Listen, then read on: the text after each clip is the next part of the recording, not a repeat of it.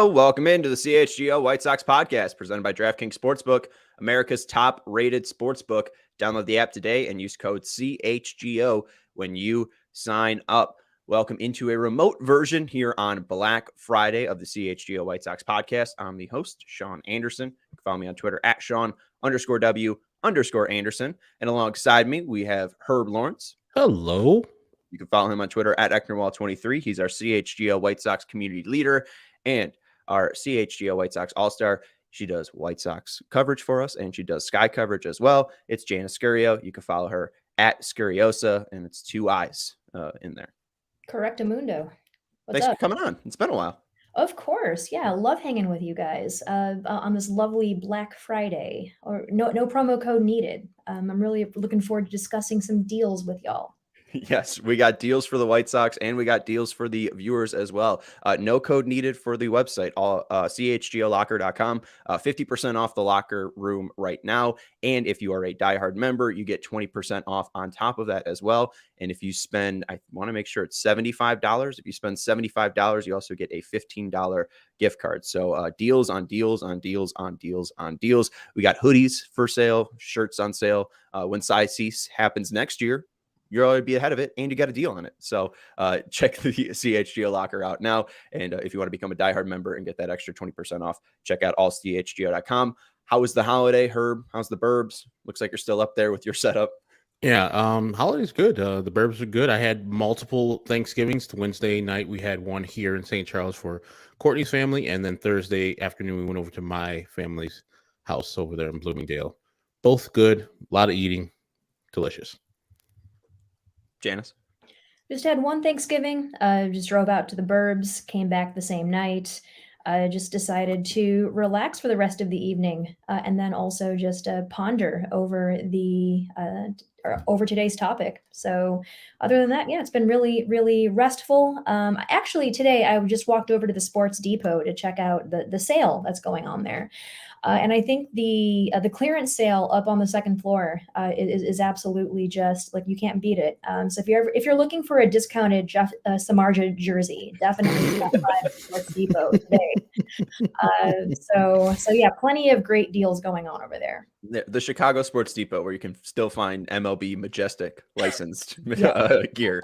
I saw a deal too, a huge Black Friday deal from MLBstore.com. You got 5% off a authentic Dallas Keuchel jersey. So instead of paying $105, you're paying $94. That's a deal. Oh my! Who doesn't want one of Dallas Keuchel's jerseys? Except for everybody, except for his family. Yeah. I have a slight confession to make. I actually do own a Dallas Keuchel jersey, but I got it off DHgate. It cost me a whole $20. So you got it like 7 months later, but it's still worth it. I now use it as a towel when I'm at the gym. So honestly, yeah. A very expensive towel, but it works nonetheless. Works either way. That towel doesn't get up all the moisture. It doesn't work. That's just like Dallas Keuchel. Blames its teammates. Blames all the other fabrics, not the number, not the name on the back. Sinker doesn't find the zone anymore. So yeah, same. So Black Friday deals, make sure you check them out at allchgo.com. But we got deals for the White Sox today. 15 free agents. We all picked 5 each. And we're going to either buy or sell them for the White Sox. I'm not sure if you guys went through the idea of picking players that you would buy, or you just picked players that you thought would be interesting for conversation. Do you want to play your hand now, or just want to start getting into free agents? I picked players mostly for the White Sox to actually buy. So yes, I'll show you my hand early on my picks if you want. Definitely. My whole thinking was just players to buy if they really have to. This is definitely it's an hour before Thanksgiving dinner, and we're missing something, and we got to buy something. We got to buy something to please the crowd. So that was my line of thinking. All right, well, let's get some crowd pleasers in. Sarah is producing us today. So Sarah, if you just want to do luck of the draw and pull up the first person, we'll get into it. First deal for the White Sox, because we're not going to be going into the big, that's Alex Bregman. That's fine. That's okay. Adam Frazier also looking like Alex Bregman. He's going to make $10 million. A budget for Alex Bregman to make $10 million. Oh yeah, yeah. He's had some work done. He now looks like Alex Bregman, so all good there. So I hate him all instantly. All right, yeah. So this one was mine. I was one of the few people that was on the let's trade for Adam Frazier train last year. A really fantastic start of the season, and then I acknowledge he did not have a great finish to 2022. But essentially, my line of thinking was the buy low value is definitely still there. So I think his big upside is defense for sure. Defensive stats are definitely not my fave. He posted a +6 outs above average at second base in 2022, which I think is a great thing. But however, one may argue that we have Adam Frazier at home in the form of Leury Garcia. So I think the upside here is it's a lefty bat. And I think that's going to be a recurring theme today. And we're always looking for lefty bats. So that's the upside right there. I think I was right. Oh yeah, I was right there with you, Janice. Wanting to maybe think about trading Andrew Vaughn for Adam Frazier at the time, and I've since proven and said that I was sorry for that, and I was wrong.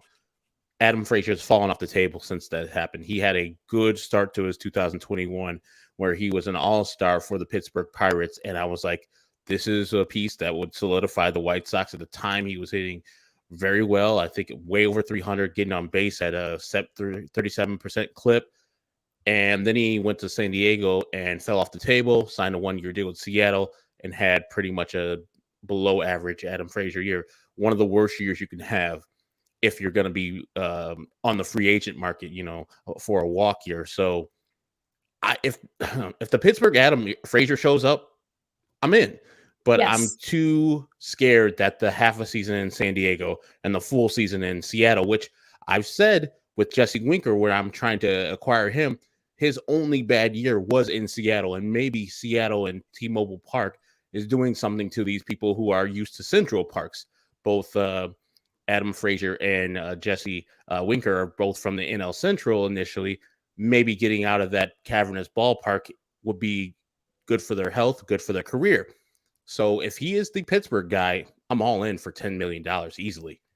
I don't even know if I would buy the Pittsburgh guy. And even giving up Andrew Vaughn in those talks were giving me a heart attack when that was happening. And I'm with Rusted and Eel Erg FBI. I know isn't it Burt Macklin? So what's Eel Erg? It's probably just something backwards, like my name. Lee Greer. I think it's okay. Lee Greer. Lee Greer, FBI. Look at you. Yeah. You should be in the FBI solving these crimes. My name is Eckerwall. Rusted says White Sox move Adam Frazier 2 years after the White Sox need him. Love it. And our guy, what is it now? Now I'm blanking at it. Lee Greer. Lee Greer. I see. I would not be suited for the FBI. Sox will sign Adam Frazier 2 years, $12 million. He'll bat .223, and the Sox will DAF him in June. But I really wasn't buying in Pirates Adam Frazier too, because when people wanted to buy in 2021, his ground ball BABIP was 304. The league BABIP was 231. His BABIP on line drives was 637. The league BABIP was 678, so below league average. And then on fly balls, it was 173 compared to the league, which it was 113. So I just don't think he's that strong of a hitter. I don't think that his line drives will be powerful enough to get down. I think he was having some real great luck, and that produced some great seasons for him in Pittsburgh. But it really wasn't even replicable in Pittsburgh, having a 126 in those first 98 games in Pittsburgh. But everything else was, a 118 season in 2018. And then in 66 games in 2016, it was a 105, but everything else was below average. So you're a no on him. I'm a sell. Yeah. No. I wouldn't buy him, but I do think that the chat's right that it's total White Sox. That's so White Sox to get White Sox after they needed them. It's perfect White Sox. One quick thing that I do want to discuss here is while I was thinking of these players, I wasn't really sure what bargain bin meant, so I just made something up. An average annual value of 10 million or less was essentially my thinking there. So cheap was essentially what my mode of thinking was here. I went not stars and guys with like baggage. Like if they could be great, like you'd have to take on some baggage. So let's go to the next guy. Sarah, feel free to play roulette. Hey, Andrew Heaney's got some baggage. Had a great year in LA. Seemed like the Dodgers fixed him. Seemed like the Dodgers fixed some pitches as well, the way that the pitches were profiling. But he's got a ton of injury baggage. So are you guys going to be buying or selling the lefty that would look great in the White Sox 4th or 5th starter role? I'll let Janice go because this is your person, right? Oh yeah, this was another one of mine. I'm just completely monopolizing the pod here. Of the players that I picked, I definitely wanted to throw in a starter somewhere there. I mean, of all the spots on the White Sox right now, it seems like the starting rotation is the most locked in. But of course, too, never let anyone convince you that you have too many starting pitchers. Heaney with the Dodgers absolutely know what they're doing with their pitchers. So especially now that he's primarily fastball slider, he has that high strikeout upside is I think his biggest strength. So yeah, he is very homer prone. I think that it's good to acknowledge that. But his strikeout rate is pretty fantastic, though. 35.5% against a 6.1% walk rate, a 16.8% swinging strike rate. That is first among MLB pitchers who tossed at least 70 innings this season. So he's got that high upside, but of course, too, there are injury concerns, like you mentioned. I don't think he's really going to throw any more than 150 innings. I think he's very lucky if we get to that point anyway. But I feel as if we can justify that AAV if he's pitching fewer innings. And I think he'd probably be a solid back-end starter or perhaps even operate in a swingman role. But anyway, what are your thoughts? I had him as one of my people too, and I think that it would be a typical White Sox signing. Not that much of a salary to him. A guy that is a really, he had a good year with the LA Dodgers, but as you said, injuries were his thing. He only pitched 72 innings last year, but the 100 plus strikeouts is appealing in only 72 innings. Amazing. And I think this would be the perfect cheap bargain bin lefty to break up all that right-handedness in the starting lineup, starting rotation, and a guy that you could say, okay, Andrew, you're going to be 32 in season next year. We're going to sign you to a 2-year deal with one of them being an option for us. And if you show your wares, we might be signing you to an extension, as we did with Lance Lynn type of thing. You can cash in on a nice year with this team, which should be ascending next year as we had a bad year in 2022. I think he'll be a nice feature, a nice back end of the rotation, maybe middle of the rotation guy to break up all that right-handedness, maybe in between Lance Lynn and, say, Michael Kopech. Yeah, it's the other thing, too. There's too much right-handedness in that rotation. Got to throw a southpaw in there somewhere. Could have been Carlos Rodon.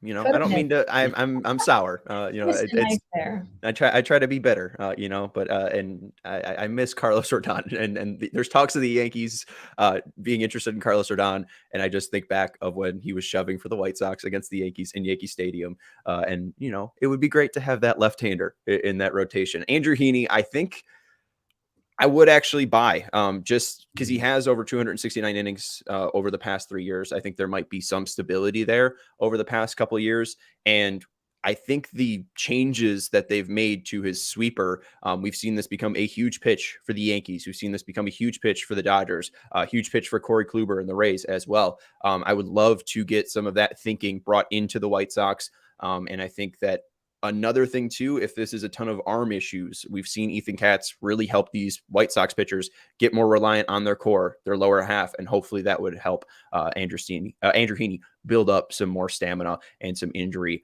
help there. Also, I think you might appreciate this, Janice.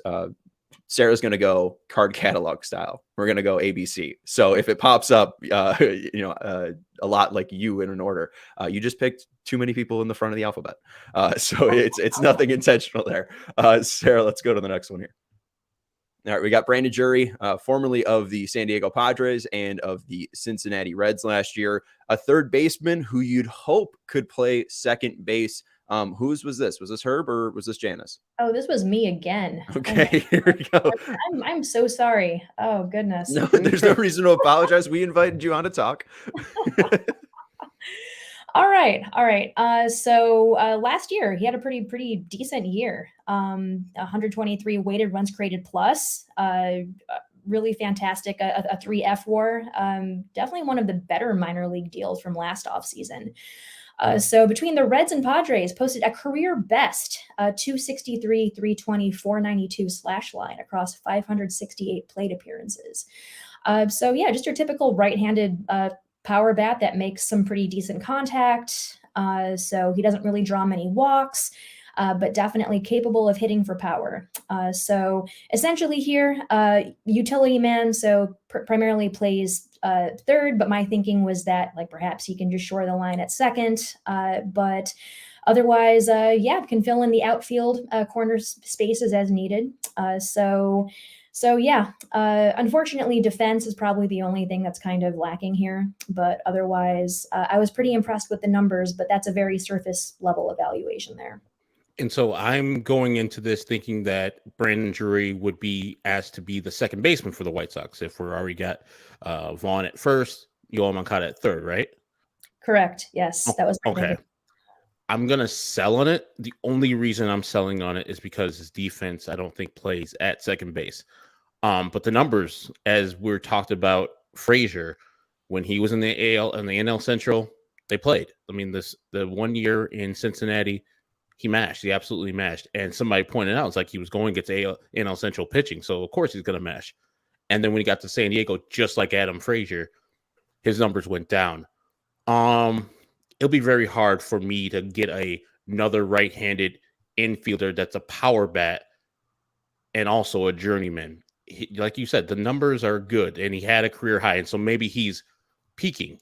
But I can't, as a White Sox fan or as a White Sox observer, know that this guy has been a journeyman most of his career, and maybe he just peaked for that year where I told you that Adam Frazier failed in his walk year. Mr. Drury exceeded and got his deal and will be probably getting more money than he should be getting, and then he'll be going back to that journeyman status for the rest of his career. I like him. I like him a lot, but not for the White Sox. Yeah, I like him not for the White Sox as well, just because we've had so many issues at second base. And I just have a feeling if Brandon Drury ends up with the White Sox, he's probably just going to be AJ Pollock, where he's ending up playing left field a lot. And then Leury Garcia is going to start 89 games. No. We don't need Leury Garcia, playing 89 games. He's going to make less money than all of these players we talk about, Leury Garcia, and he's not a budget. Like, he's not a bargain bin guy. I don't know. I don't mean to trash him, but it's whenever he comes up whenever he comes up in the conversation, it's tough to stomach Leury Garcia being on this roster. But Brandon Drury, if they needed third base, if they needed left field, if they needed even DH help, maybe, but that's Eloy Jimenez's job. That's Yoel Moncada's job. I just don't think him being a fit for the White Sox, because again, left-handed was the key for me. Being a right-handed bat, a strictly right-handed bat, not being able to play second base, it just seems a lot of the same here. All right, let's continue in alphabetical order here. We got Corey Kluber. I pitched Corey Kluber here kind of in the same way with Andrew Heaney.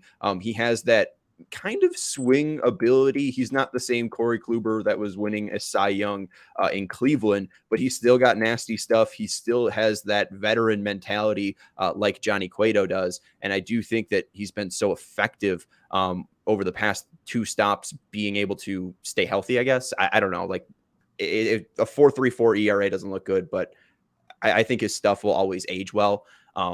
His velocity isn't peak Corey Kluber, but that breaking ball is still one of the best in the league. So I do trust him to go up against especially a lot of these right-handed heavy AL Central lineups. So I like Corey Kluber. I would like the veteran leadership if they're looking for a veteran pitcher. Corey Kluber's got that written all over him with 2 Cy Youngs. So I'll go Corey Kluber. I think it's a bargain to get him for under $10 million. I'm going to pass on Corey Kluber. I like that he doesn't walk anybody. It's still on that lack of walks. That's good. But the thing that made Corey Kluber go was striking people out. He's pitched 164 innings last year. He only struck out 139. That's not. I can't play at the back end of your rotation. It's not what you need. He's going to be in his late 30s next year. I know with the number and the price is right. And 4.34 ERA is not bad, and his FIP was 3.5, so he is pitching well. But I can't roll dice on rejuvenating Corey Kluber's career with the White Sox, no matter how low the price is. So I'm out on him. I think I too will also be out. So, like all of you mentioned, it was basically the strikeouts. The K rate last year, just in like 31%, not fantastic. The chase rate is still good though, so at least he's still inducing those. But other than that, if we're going to really invest in a pitcher that is over 35. And I think we already did that with Johnny Cueto. And I feel as if the White Sox really got lucky with Cueto. I think he was good and wasn't supposed to be good. So I really do not want to give the front office credit for signing Cueto at all. I just think he was just good because he wanted to be, which I think sounds silly, but otherwise. But yeah, I am also going to pass on Kluber. All right. I mean, I understand being over 35, but it worked for Johnny Cueto. I mean, is Johnny Cueto going to be that expensive too? Like if they get that interested, because he's got connections to Grifol as well. He's got connections to Ethan Katz. If he was around 10 million or around the same for Corey Kluber, would you want year 2 of Johnny Cueto, or is the age limit or the age barrier enough? I mean, we're not allowing Jose Abreu into this club, so no 36 plus. He was actually on my list, my extended list of bargain bin free agents. But I think Spotrac said that his projected value was 14 million, and I was like, "What? Are you serious?" Right. I mean, well, but they also have Elvis Andrus around like 4.3, I think, and Josh Harrison around 3.5, and I don't see a world where they're going to be around $1 million apart in salary. So some of them are weird, but I don't know if Johnny Cueto will be 14. What about you, Herb? I don't think it'll be that expensive, but also you're probably more than tripling his salary from last year, where he made like $3 million. Yeah, if we're doing Kluber or Cueto, I'm taking Cueto. Me neither. If we're just asking me, are we gonna get either of these guys? I'm like, nah, I'm good on both of them. I thought Johnny pitched way above expectations. Yes. And you cannot go into a year saying he's going to do it again. Like, I can't feel that way. And I know Johnny Cueto is different. His profile should get him hit really damn hard, and he should be getting a higher ERA than he has. But he finds a way to get out of it. Is that a skill where you can repeat it no matter how old you are? Or is that luck that he just ran into with the Sox and, his years with the Giants? I don't know if that's a solid enough reason for me to bring him back. His leadership, awesome. Him getting Luis Robert to run stairs with him, awesome. Same thing with Reynaldo Lopez, who didn't join him. But I think if he was to come back, he's like, hey, now you're coming with me. We're running these stadiums. We're getting you the best athlete you can be. I don't care if you don't jump on the horse with me, but damn it, you're going to be in the best shape you can be. And that's how Johnny Cueto does his thing. That's how I stay healthy if I'm Johnny Cueto. That's how I can do the little shimmy shake. That's how my core is still solid, even though it looks big. It's because my conditioning is on target. Well, we saw that experience from Johnny Cueto really dominate the AL Central. And you talk about, Brandon Drury moving from the AL Central, Jesse Winker moving from the AL Central to the West, Johnny Cueto moving from the West to the Central, taking advantage of some of these younger Guardian bats, some of these younger Royals bats, really probably inflated that ERA. So Corey Kluber getting out of the AL East, maybe we'd see a bounce back. There is definitely baggage there, though, because barrel rates around league average, expected batting average, I think lower 20 percentile. There's some ugly stats there that go along with Corey Kluber. Let's do one final one. For Cueto, I just wanted to point it out really quick that his xERA is actually way higher than his ERA. It's a 4.02 xERA, 3.35 ERA. So yeah, he definitely got lucky there. Yeah, I mean, there was a couple of games too that were just a little bit shaky that he definitely got out of. That he got 1, 2, or 3 lucky grounded to double plays there. Next one's David Peralta, formerly of the Diamondbacks and the Rays. 8.3 million is the projected salary for David Peralta. I had this one. You said it earlier for Adam Frazier. He bats left-handed. Wasn't great in Tampa Bay, but we can always give some of these guys excuses, especially a guy like David Peralta who's played so long in Arizona. The excuse that maybe just going to a different league, moving to a completely different side of the country and playing with these new teammates didn't allow him to be comfortable. And maybe he was such a leader in that Arizona clubhouse that it was an odd role for him to be in that Rays clubhouse and get used to and acclimated. I think giving him a spring training with the White Sox, and especially a team that wants veteran leadership, a guy who isn't 35 yet, I think, is still, I think, around 33. I think he's deceptively He's 35 now. Oh, he's 35. Okay. Won't be 36 until August, but I do think that there is still something left in that bat. I was interested at the trade deadline, but this could be a Cesar Hernandez thing. He might have just fallen off the table at this point. The only reason there's multiple reasons, but the main reason I would say no to this is because this would be a platoon. It would automatically be the platoon situation for me because of his lack of hitting. He went to Tampa Bay, and like you said, I think you can give everybody who trades teams like Soto wasn't the greatest in San Diego. Anybody who goes across the country from something that they've known for their whole life, and Peralta's been with the Diamondbacks organization for a long time. So going from the Diamondbacks, the comfort of the Diamondbacks, to the Tampa Bay Rays might have put a jolt in the system. He had to move family and all that good stuff over to Tampa Bay and didn't hit any home runs, didn't get on base, none of that stuff. And he's like 4 years past his prime. And so having that guy be a platoon guy for that price, I can't go that far with David Peralta. And I know all these people have baggage and have something wrong with them, but I'm trying to find ways that I can say, okay, yeah, that guy can be on my White Sox team. Now, the guy who showed up 2 years ago in 2021 for the Arizona Diamondbacks, 259, 325, 402.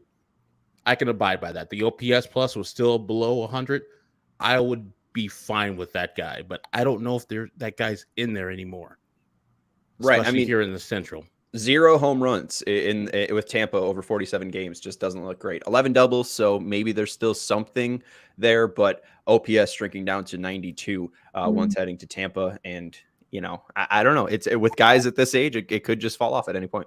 It honestly doesn't shock me too much that, oh, hey, MSS. It doesn't shock me too much that someone goes over to Tampa and then completely falls off the table, though. So that's not too shocking to me. I am going to gently pass on Peralta. I think he probably would, again, like a lot of these guys it would have been great on the Sox 2 or 3 years ago. So essentially, yeah, the whole concept of a bargain bin is that, yeah, there's going to be some kind of reclamation that we have to do with these guys.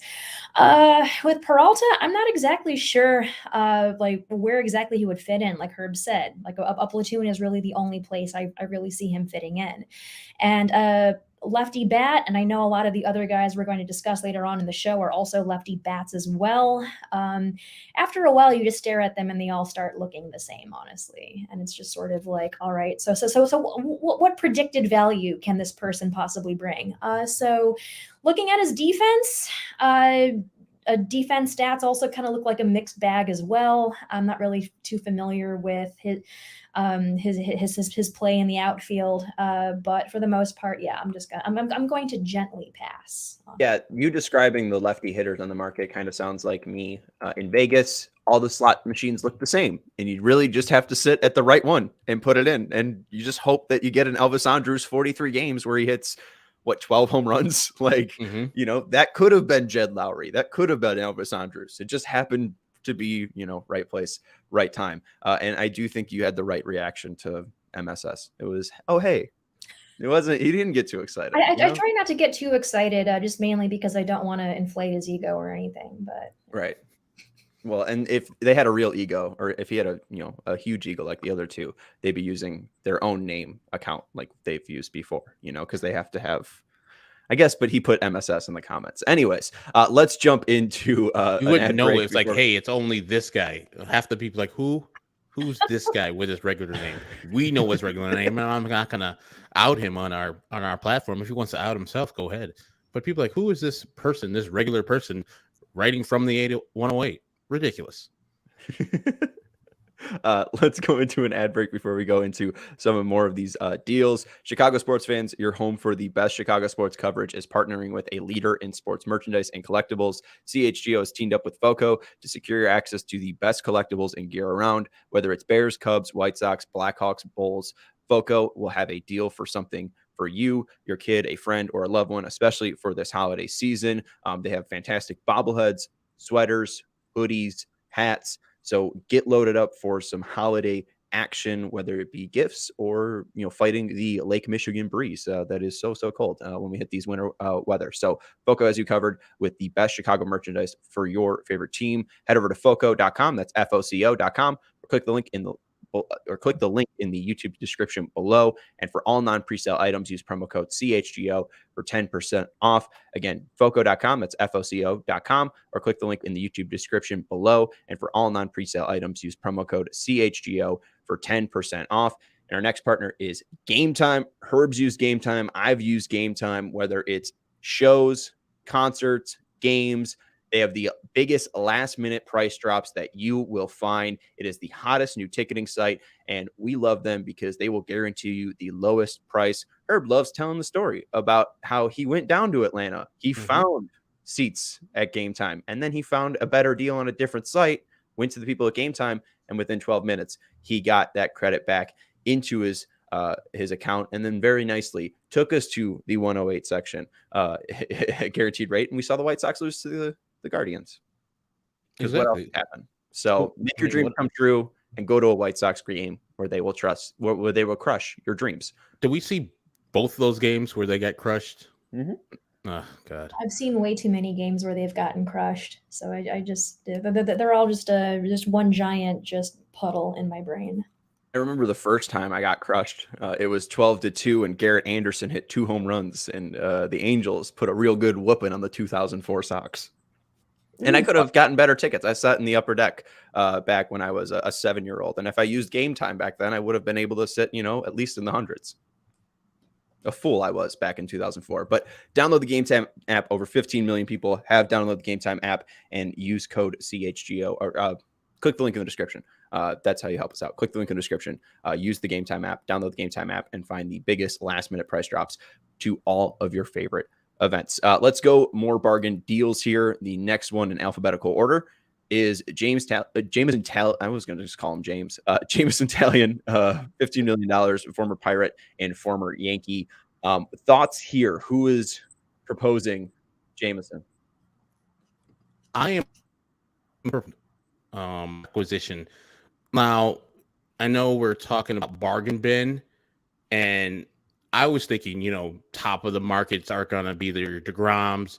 It's going to be, people of Max Scherzer's ilk, Carlos Rodon, which we've named earlier, even Clayton Kershaw. Those are going to be in the 30s, maybe 20s. This guy, $14, $15 million. And you think Jameson Talion, you probably haven't seen him in a couple of years. I mean, unless you're a Yankee fan. He posts every time. 32 starts this year, 29 starts the year before, and he's just league average. 100 ERA plus last year, 100 ERA plus this year. I think he's still young enough, 31 years old, still in his prime, put those in quotes, to get the job done, and especially if you get him in the hands of Ethan Katz, who can see the talent there. He strikes out less than he pitches an innings pitch, so the strikeout to walk ratio is not awesome. But it is awesome. It's almost like 5-1. But I think that he gets here in the Central, back into the rotation. He can prove his wares here, and he doesn't have to stay here. It's not a long-term deal. It's just a deal to get him by for himself and then reintroduce himself into the market next year. 1-year deal, $14 million. It's not that bad. Janice, you buying or selling? You know what? I think I'm going to buy. I think I'm biting on that.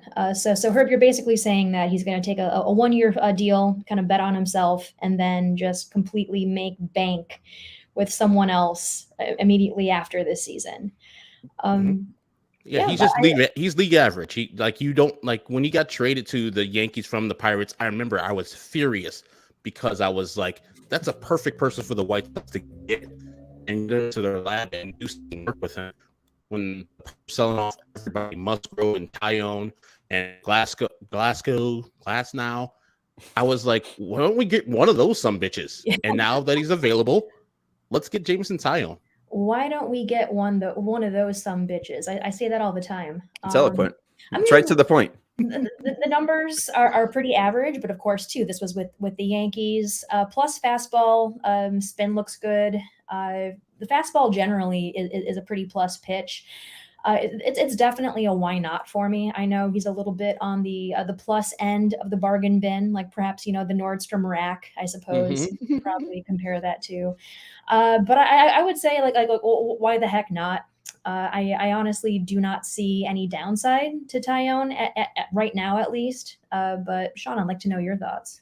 Yeah, I think my biggest question is exactly what you're wondering. Like, is that 15 million actually his price? Because being 31, he's really only had one iffy year, and that was when he was 25. But other than that, he's always below league average. He's got a frame that will hold up very well. So I really don't think there's a ton of injury concerns with him. And exactly like Herb's saying, I mean, I think that getting away from Boston and Tampa and Toronto will definitely help him out.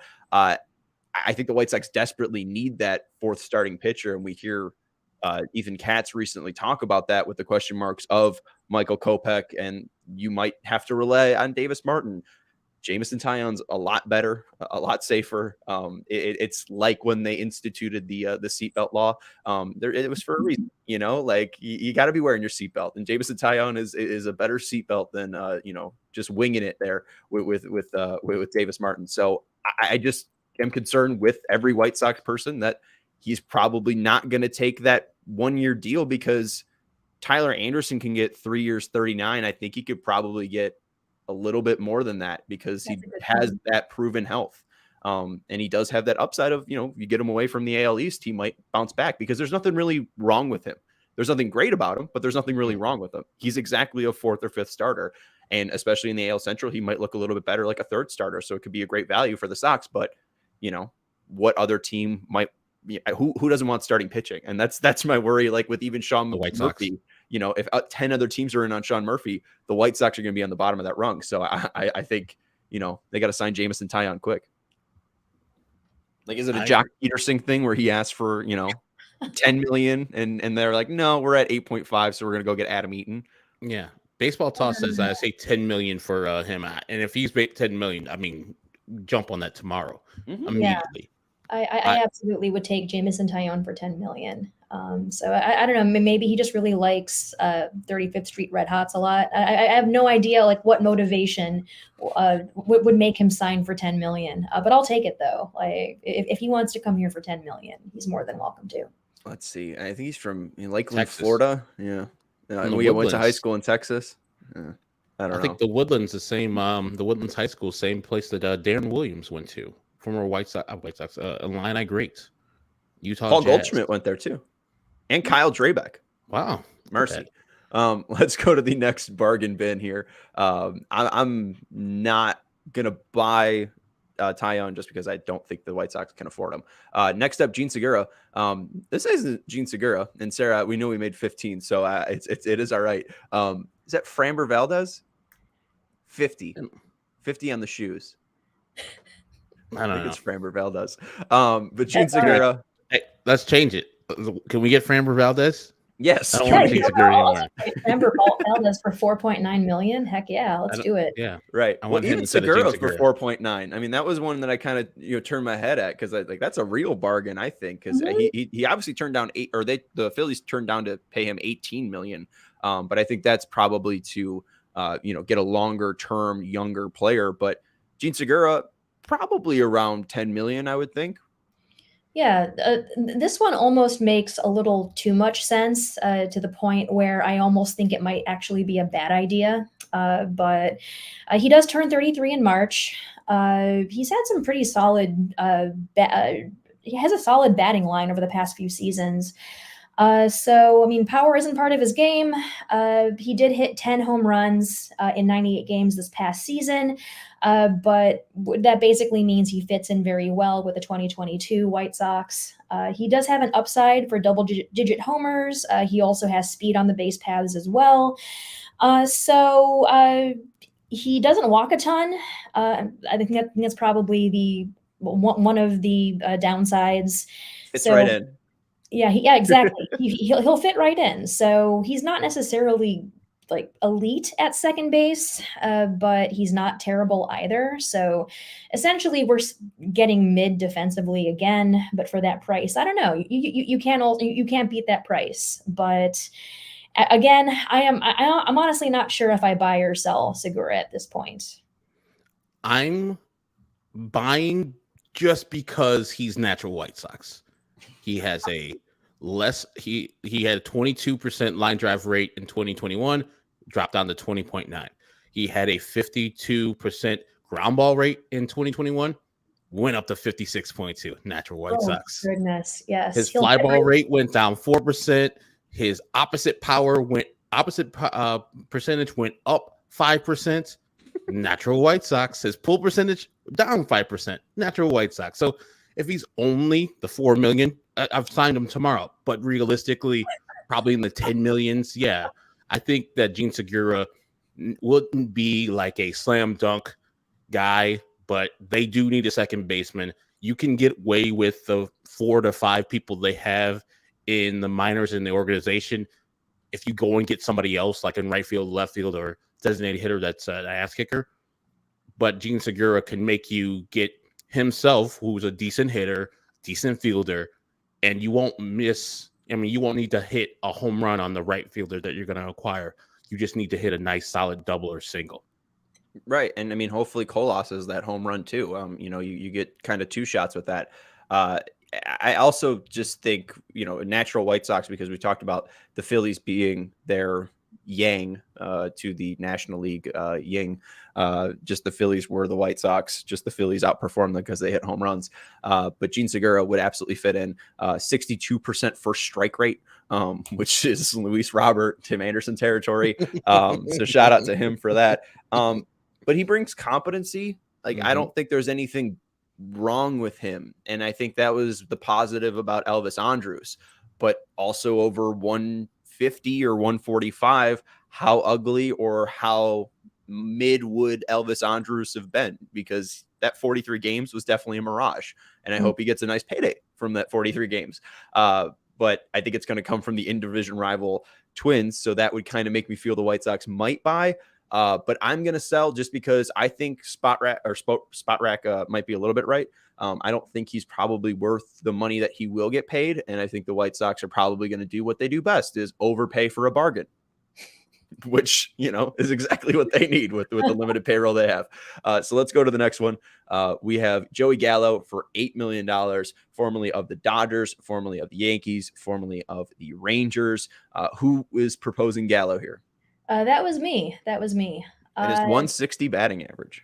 Yes, indeed. A career low 160 batting average, I want to say. This would definitely be another very White Sox move. I wrote down that I wouldn't be mad if the White Sox did this, but honestly, I kind of would be. So he did still make the Dodgers postseason roster last year. He appeared in none of their games, though. But again, it's all about upside. So I'm particularly interested in that lefty power bat of his. I know all of you were just like giving preference to lefties while you were, just building your cases here. I also think his glove is a huge upside as well. An actual defender in the outfield, I think, would be really great to have. So basically, this would be high risk yet high upside here. I don't know, just kind of going over the facts here. I think I would, just gently pass, but I don't know. I'm sure he's going to sign somewhere else and just absolutely start tearing the cover off the ball. But he'll sign with the White Sox and basically just even like have an even shittier season, I bet. But I'll see what y'all think. He's never going to be a high batting average guy. What you want from him is the power bat, and you didn't see that from his New York Yankees days or his brief time with the Dodgers, even though he did hit 7 home runs in 44 games.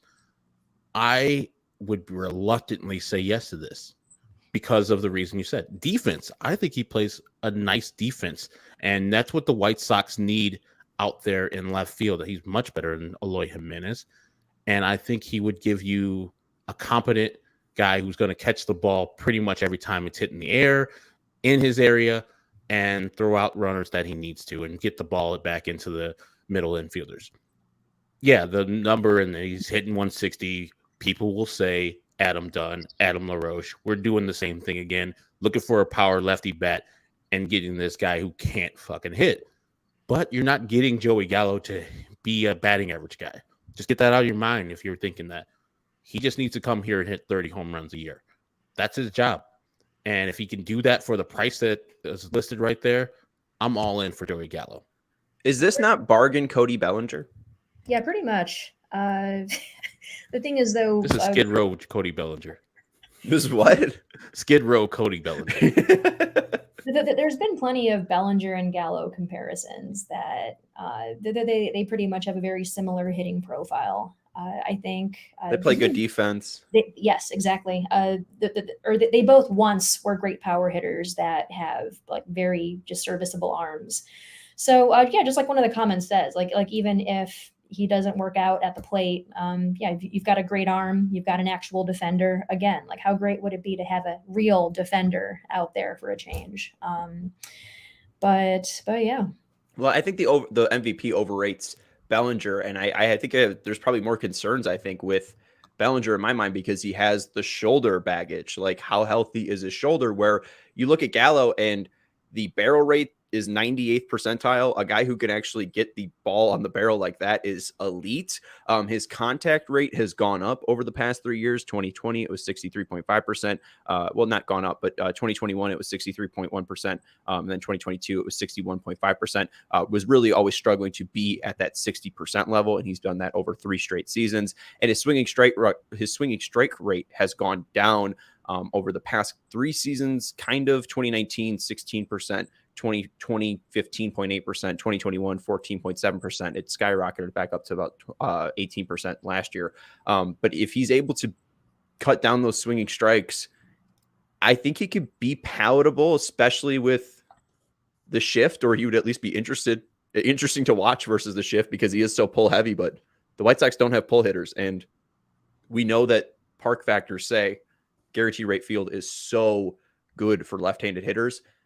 Why not? Because I think that he might have more upside than Bellinger. I think this is exactly what the White Sox should be doing, is taking shots like this, get him away from the bright lights of New York, get him away from the bright lights of LA, and maybe he would be able to turn some of that good mojo he was starting to build up in the late seasons with Texas and bring him over to the White Sox. So I will say yes to Joey Gallo. You should say yes to Shady Rays. They didn't know why sunglasses were so expensive, so they set out to change it, and they have one of their deepest deals yet. They've been running this before Black Friday, and I think they probably already have a great Black Friday deal, but you can get 2 pairs of sunglasses. It's buy one, get one free for as low as $54 using the code CHGO. They have over 200,000 5-star reviews, and they have fantastic protection programs. First off, the sunglasses won't break. They have high quality optical clarity. They're very, very durable. The ones that we've held in our hands are just as good as Herb's pair that he got. You know, they're designers. You know, he spent the big bucks on them. Their prescription.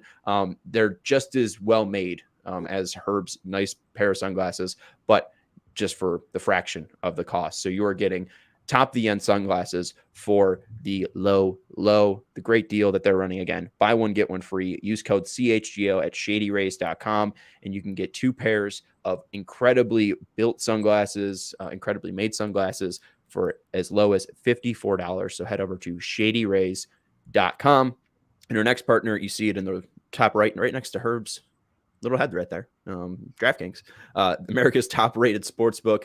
Download the app today. They are the official sports betting partner of the NFL. I love the Jets this weekend going up against the Bears. I know it's Mike White, but it might be Trevor Siemian, folks, for the Bears. And I don't trust him at all, especially with this Bears defense. Going up against that Jets defense, I think that they can score points, so Mike White doesn't have to. So I will take the Jets on the spread. And if you are a new customer, download the app today, use code CHGO. And I think the Jets are a very, very good bet on the money line. Shout out to Beefloaf. I think if you bet the Jets on the money line, you're using the code CHGO as a new customer. If the Jets win, you get $150 in free bets. So if you place any NFL money line bet as a new customer, you get $150 if your team wins. So download the app today, use code CHGO. Minimum age and eligibility restrictions apply. See show notes for details. I'm doing this all off the top of my head. I don't have my ad read. The CHGO ad read kicked me out. They said, you need your password. I can't remember it. And when I click forgot password, it says contact your admin. I can't do that. I'm doing a show right now. So that was all off the top of my head. Sorry, DraftKings. Yeah, thank you. Excellent. I'm done. Fantastic job. We've made it to the finish line here.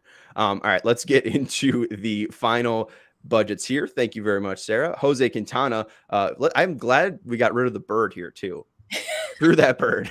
Jose Quintana projected $14 million here. Should we bring him home? Bring him home. Always bring him home. I mean, this is just a personal thing. I love Jose Quintana.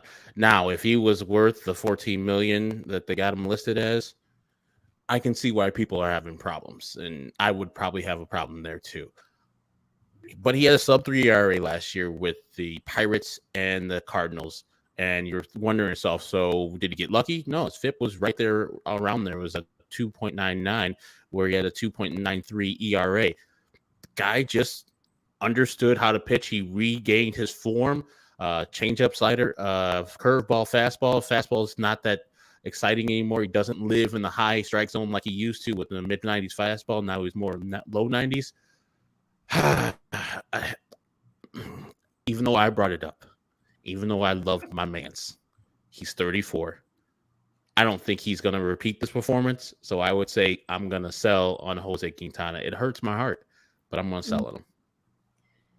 One of my biggest motivators in life generally is spite. And I think this would be a very spiteful pickup. It essentially means that like we won the trade because essentially, we've Eloy, Dylan Cease, and now it has all come full circle. It's like spiking the football right in their face. Exactly. But no, Herb, I'm with you. I think he had a pretty fantastic year last year. He essentially had to kind of reinvent himself as being a little bit more of a low velocity pitcher. ERA was fantastic. xERA was a blip higher at 3.86. That's a little concerning for me. But other than that, I mean, as much as I've got the sentimentality and I love the guy, I'm going to sell. Last time we completed a trade, it was Adam Eaton, folks. Let's not do this again. We do not need to complete the circle. The big thing that sticks out to me, the two places that he pitched in, St. Louis and Pittsburgh, are one of the friendliers for left-handed pitchers. And on StatCast, the expected home runs that he would have given up in guaranteed rate field would have been 14. He gave up 8 last year, and he was expected to give up 8 in Pittsburgh, and he was expected to give up 6 in St. Louis. So I just would be weary bringing him into our park, and especially at $14 million, Adam Eaton hurt at 8.5.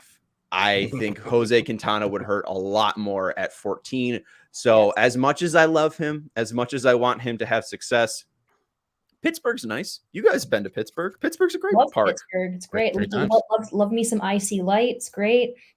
Go back. I think that's where we met, Janice, in Pittsburgh. That is true. Years ago. Yeah.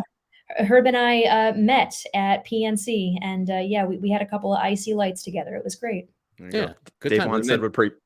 Then we went to the bar across the street where all the rest of the Sox fans were at, chilling, having a great time. Man, it was a great night in Pittsburgh. I love that ballpark. Yeah, So yeah, Jose, go back. Absolutely. I don't remember much of the night, which means it was very fun. So there you go. They have all my money in Pittsburgh. Mercy. Let's go to the next one, Sarah. We got Matt Moore, $6.7 million. Matt Moore, formerly of the Giants, formerly of the Rays, formerly of the Rangers, formerly of another team as well that I'm blanking on right now. The Phillies. Formerly of the Phillies. What do you make of another left-hander for the White Sox bullpen? I was going to ask you if he's in his bullpen role with Texas or his starting role pretty much his rest of his career. But bullpen for $6.5 million, yeah, we got enough already. Even though he was phenomenal last year, absolutely phenomenal, and he should be getting paid more than he is because he's found something with his coming out of the bullpen. But we have too many of these guys already, guys who, and he might not be good next year in Chicago. So I'm going to pass on Matt Moore, even though he is probably a top level lefty reliever right now. Well, my thought is we don't have this guy on the bargain bin, but I do think, and I've been on this train, Vince Velasquez is coming back. He just had a career year with the White Sox, career year ERA. There's no way they're not bringing him back for around the same price that they did the past year. So I do think Vince Velasquez is going to come back. So maybe, and this was the thought with Kluber because he was in that Rays bullpen as well, maybe they get a little bit more crafty with that fifth position because I know Tony La Russa is very much anti-six-man rotation. Maybe they go to the opener a little bit more when the reins seem to be taken away from Tony. I do think they liked experimenting with Raylo as an opener for Davis Martin, and I think that they might want to do that again. So a guy like Matt Moore, I think that he could open for you. I think that he could be a fireman as a left-hander because I'm not sure what Garrett Crochet is. I'm fine if they trade Garrett Crochet. I don't like Jake Diekman. Aaron Bummer's always up and down. So I think that he could bring stability, but I know there's a lot of question marks, especially with his health. And he really did fall off the table the last year he started with San Francisco. I think we're essentially just reiterating just a bunch of guys we already do have and didn't work. So we're looking to bring in another guy that might work. I'm going to have to pass on this one. I think probably my biggest reasoning is that, like I mentioned before, I am honestly not seeing too much of a difference between his profile and a lot of the guys we already do have. Like you mentioned, Sean, Garrett Crochet, like, is he coming back? What's his deal? What is he up to? At this point, I'm not really seeing an advantage here, so I will pass. I'll probably sell too, just because if they sign another reliever for $7 million, my head will explode. Also, for Pinter Keyboard in the chat saying until they've decided to not have a non-atrocious defense, any pitcher with below 9K per 9 is not a good idea. Matt Moore, 10 per 1. So that was the idea there, is that he'll get you some strikeouts as a left-hander. And I think he was replying to the Jose Quintana one when he wrote it. Yes. Yeah. Probably the Vince Velasquez one too, because no one wants him, but he's coming back, folks. All right, let's go to the last one. How many more do we have, Sarah? We should have 3 more at least. 3 more? Okay. Michael Brantley's the next one.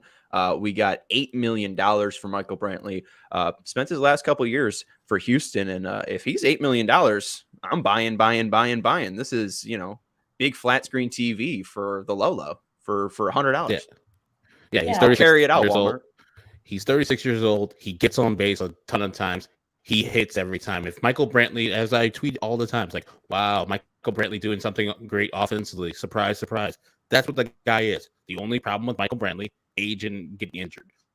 He only played 121 games the year before. Left this year after 64 games. He gets injured a lot. His Cleveland Cleveland time came to an end because he was injured, and Houston got him for a song. So yes, if he's anything in that realm that they have him in for the money, I'm taking him. My huge issue with Brantley is that I have a feeling that he is going to just become he is another DH. And I feel as if the White Sox just have way too many of those. For the price, absolutely. I would absolutely buy and just find a place to put it later. Just kind of like how I'll go to someone's garage sale and buy a bunch of bobbleheads that I don't need. Just buy them now, find a place for them later. My Yeah. starting lineup 2 version of Alex Rodriguez is calling. Mm. Yeah, it was really pretty in the box. Yeah, I just think with now I'm blanking on the person that we're talking about, which is fun. Thank you. Michael It was a Brantley. real fun Thanksgiving. Oh, with Brantley, what's better than one?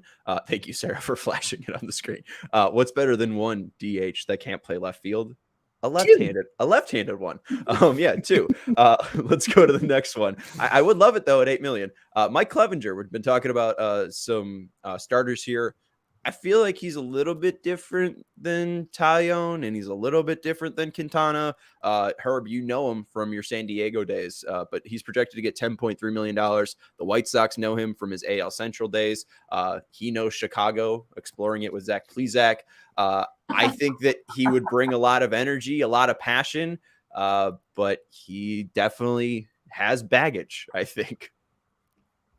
Yeah, kind of a knucklehead. Kind of matured in his days in San Diego when they found out that Tatis had an 80-game suspension for doing steroids. Mike Clevenger, said that Tatis needs to mature. Who? Come on, man. Get a mirror at your house. The peripherals don't look great.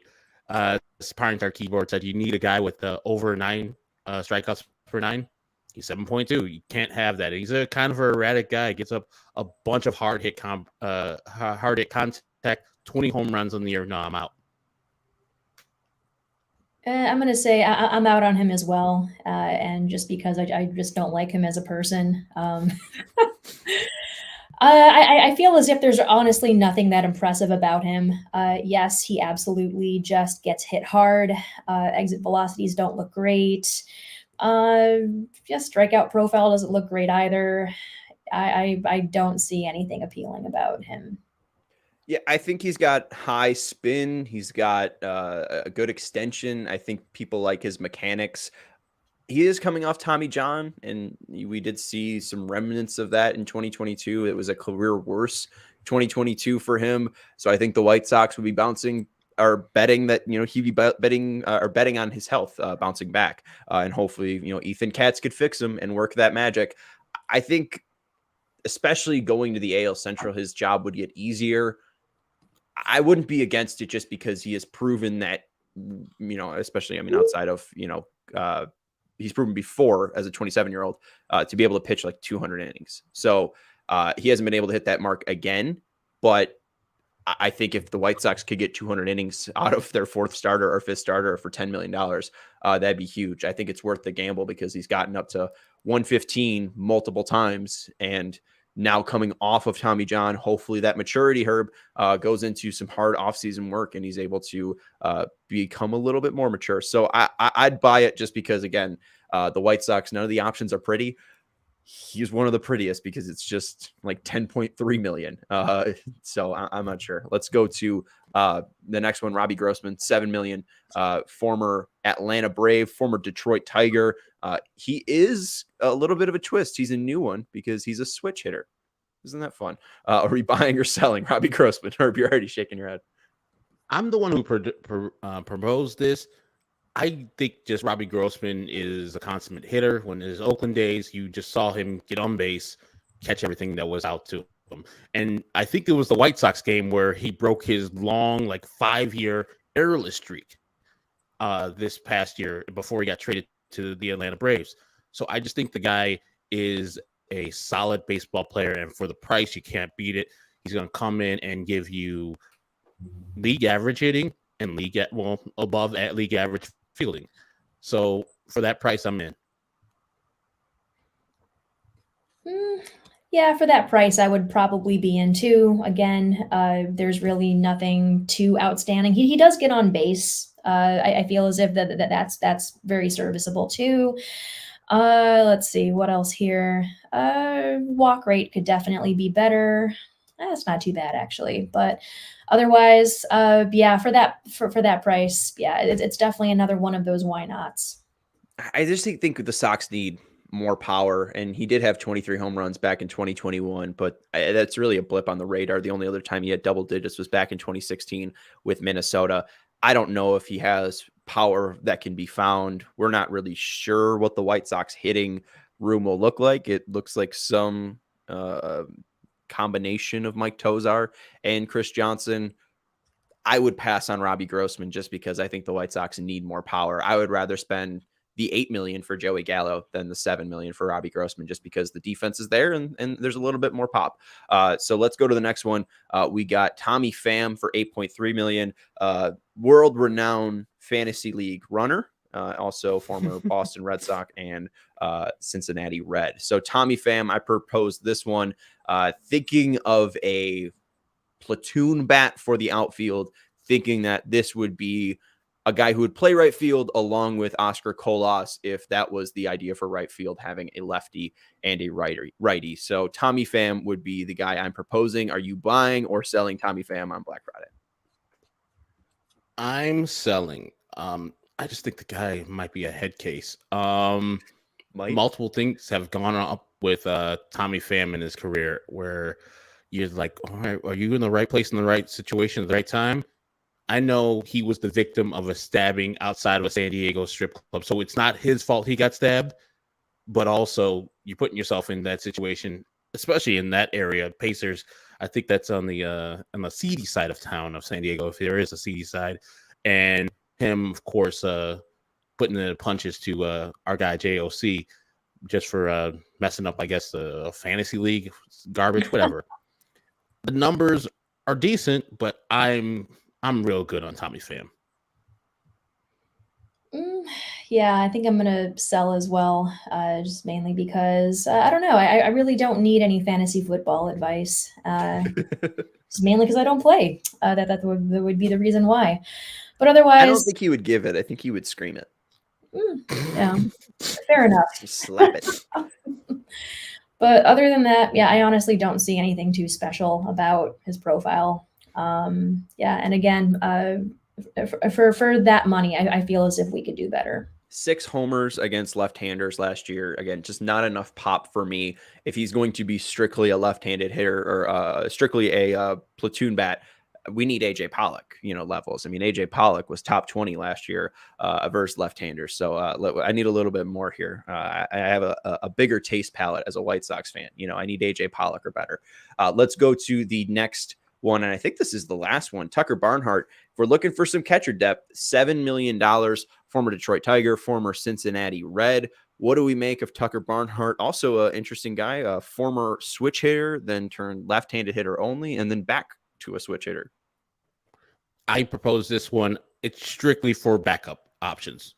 We're rolling out their Perez. We're rolling out their Sebi as our backups. And then also, pitchers like to pitch to Sebi after a while. I'm going to need some major league actual hitting. And while Tucker Barnhart doesn't necessarily provide that, he's been in the battles a little bit longer than Sebi Zavala. So for $7 million, I mean, the number might be a little much, but as a backup / main catcher, I would actually have him catching a little bit more than I would Yasmani Grandal. I would buy on this one. I would probably pass, just mainly because there's really nothing impressive about the numbers there. And I was honestly shocked none of you wanted to bring Narv Dog back home. That's Vinny's job. He's got a slightly better OPS. I mean, it's not saying much, but he's a slightly better OPS than Barnhart. I honestly don't even know what his value is going for there either. But again, it's scraping the bottom of the barrel here. But I mean, take this with a big grain of salt. But I think I would rather go for Narv Dog than Barnhart here. Yeah, I think this option means Yasmani Grandal moving to first base, and that option makes me sad. I would rather see Yasmani try to catch this year, and if the White Sox have to fall back on moving him to first base after May, then they call up Carlos Perez and Sebi Zavala, and that's their catchers. That's fine with me. You can address catcher at trade deadline. I think that if the White Sox are in it at the trade deadline, that's because center field's playing well, shortstop's playing well, third base is playing well, first base is playing well, DH is playing well. Those guys are healthy. It's not going to be because, Sebi Zavala and, Carlos Perez are holding them down at catcher, right? Like, I don't think that's going to be the biggest crutch for the White Sox if they have to get by. So I'll pass on Barnhart. I think they can wait for that need to be addressed later on in the season, and we'll see what Grandal can do with his goalie lower half now that he's going to be working with the Blackhawks strength and conditioning coach. Any guys that we didn't mention that we should bring in, or has the hour and 10 bargain bin shopping been good enough? I mean, I like Janice's idea of Omar Narvaez. I didn't even think about that. He would be, if for the price is right, a guy that I would, maybe think about not even moving Yasmani Grandal because the numbers can be tough, but I would start him a lot because his bat was awesome when it was here, and it's decent in Seattle and pretty good in Milwaukee. Mm-hmm. Could be fun. We love a reunion. I think it's a better one than Quintana. So I'd take Narvdog back over Quintana, but I don't know how much of a need it is, and especially with the White Sox. We're doing bargain bin shopping, and we're mostly looking for starting pitching, second base, outfield. If they go out and spend half their budget on a catcher, I'll be like, is this just like the bullpen last year? I'm just not sure. And I do like Le Chatelain. We'll end it on this one. Newsfast: the Sox won't play any player that deserves it. That's the point of the segment. Thank you for watching. Yeah, this is very sad. These are the players that the White Sox will be choosing from. If there are better players out there, they'll be chosen by a different team that is serious about baseball and winning this year. I mean, we're just setting y'all up. We're just getting you ready for the incoming wave of disappointments. So there you go. Right. You can thank us later. Yeah, or you could, come back and say, ha, ha, ha, nah, when there's the Aaron Judge White Sox press conference. Thank you for joining us, Janice, today. You can follow Janice Scurio on Twitter at Scuriosa, and that's 2 eyes in the middle of that tag as well. You can follow Herb Lawrence on Twitter at Ecknerwall23. I'm Sean Anderson. You can follow me on Twitter at Sean_W_Anderson. Thank you to Sarah for producing the show. And thank you to everybody for watching. We had about 40 live people consistently in here. Don't forget to like the video. And while you're down there in the description area, check out the CHGO locker, 50% off right now. Everything in the locker, and diehards get an additional 20% off on top of that. So we appreciate everyone for hanging out with us on this Black Friday. Thank you, Herb and Janice, for joining me, and we will talk to you Sunday, not tomorrow, Sunday next. Go Sox. Go Sox.